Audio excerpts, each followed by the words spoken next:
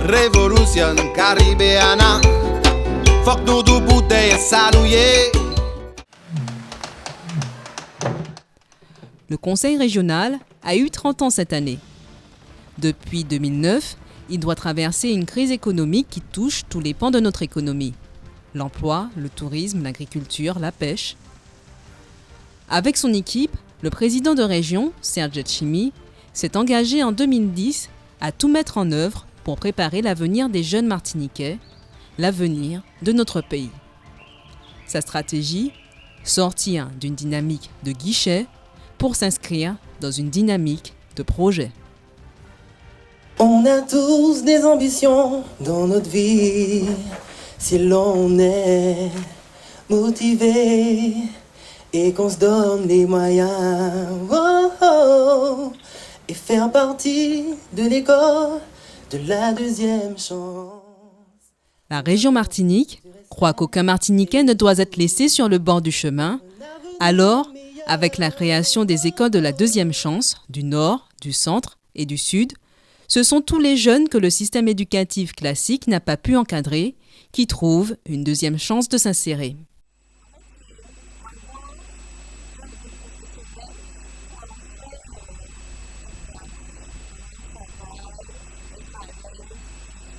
Ça m'a permis de savoir quel métier que je voulais faire.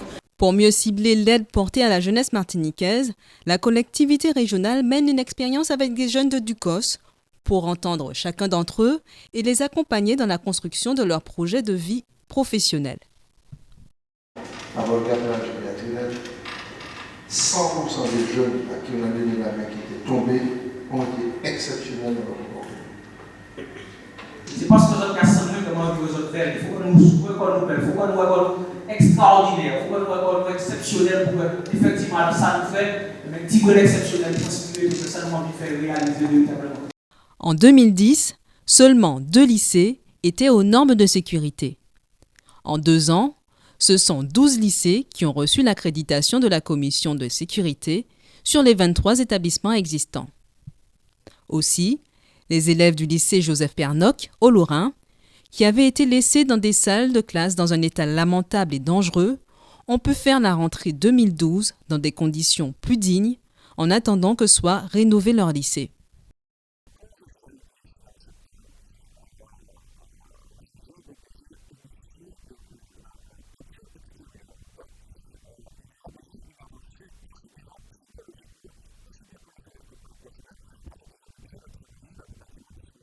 Toujours pour que les jeunes Martiniquais soient acteurs du développement de leur pays, un chantier d'insertion a été mis en place dans le cadre du Grand Saint-Pierre pour que les jeunes Pirotins soient formés dans la rénovation des ruines.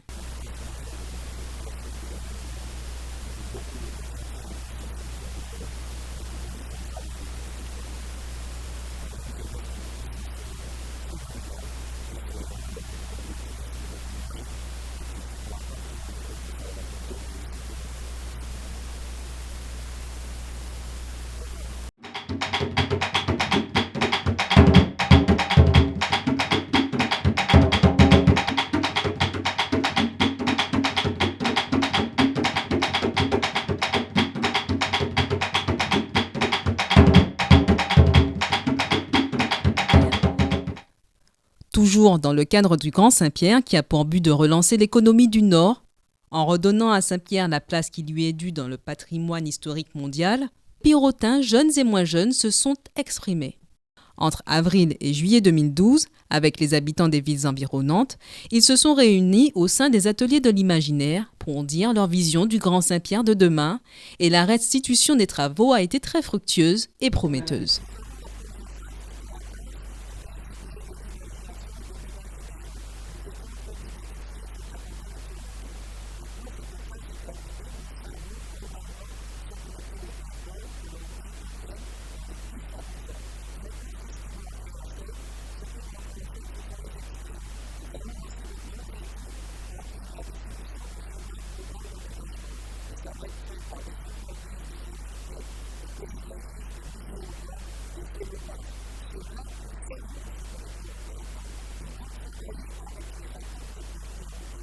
Le Grand Saint-Pierre et l'Embellie-Trois-Îlets seront des blocs moteurs du tourisme en Martinique.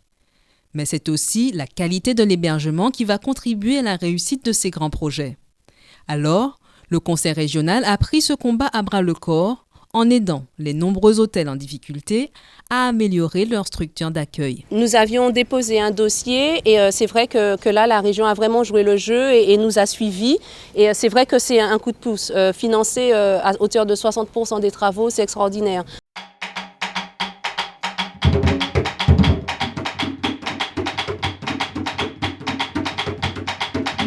Le président de région met en place des outils de développement en Martinique qui vont favoriser peu à peu un changement de modèle économique.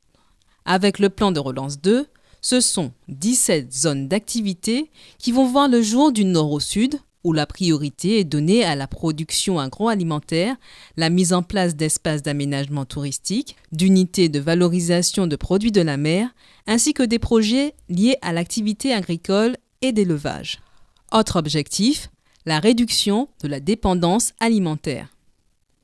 C'est avec le concours des agriculteurs que la réflexion est menée d'une part pour trouver des solutions aux difficultés que rencontrent les exploitants agricoles et d'autre part pour encourager fortement la diversification agricole. Ces réflexions sont menées sur la filière élevage, la filière arboriculture et fruitière et la poursuite des contrats d'objectifs par filière. En 10 ans à peu près, on a multiplié par 7 les volumes de fruits apportés à l'usine. Donc en 99, vous aviez 200 tonnes de fruits. Cette année, on va avoir 1400 tonnes de fruits. Et tout ça, c'est environ 1 million d'euros qu'on redistribue à des producteurs locaux. La pêche est également au cœur des préoccupations de la région Martinique. Des DCP ont d'ailleurs été mises à l'eau. Le DCP, c'est un truc assez simple, hein. C'est un lest amarré en surface avec une bouée, une cordage avec une bouée, qui nous sert justement les bouées à repérer le DCP, le dispositif consommateur de poissons. Et on se rapproche de ces DCP, on commence à pêcher. Compte tenu du prix élevé de liste de carburant, il est quand même nécessaire d'optimiser le temps parcouru et la distance. Donc aujourd'hui, pour nous, c'est quand même un des palliatifs au prix du carburant élevé. Il faut qu'on ait des DCP. Parmi les outils de développement économique, on trouve également le transport. Sa réorganisation, avec notamment la mise en place d'un transport en commun en site propre, le TCSP, est une révolution en termes de transport en Martinique. Pour la première fois, il sera possible de relier Carrère à Dillon en 20 minutes, quelle que soit l'heure et l'état de la circulation.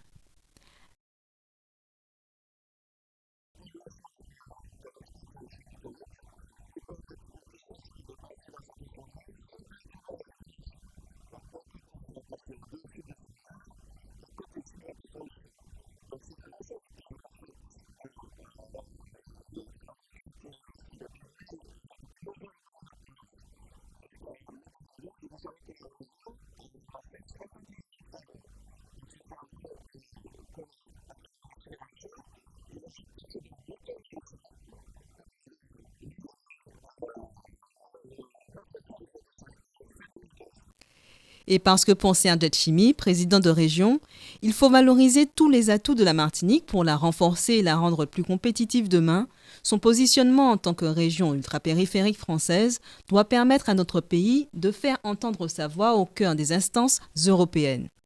C'est ainsi que depuis le mois de février, la région Martinique a inauguré un bureau à Bruxelles. De nouveaux échanges avec la Caraïbe sont également à venir, puisque le président de région veut inscrire la Martinique dans son environnement géographique proche. Avec le Brésil, par exemple, il va s'agir d'importation de biomasse, d'énergie, de tourisme. Avec la Dominique, un exemple très concret de coopération énergétique avec la géothermie.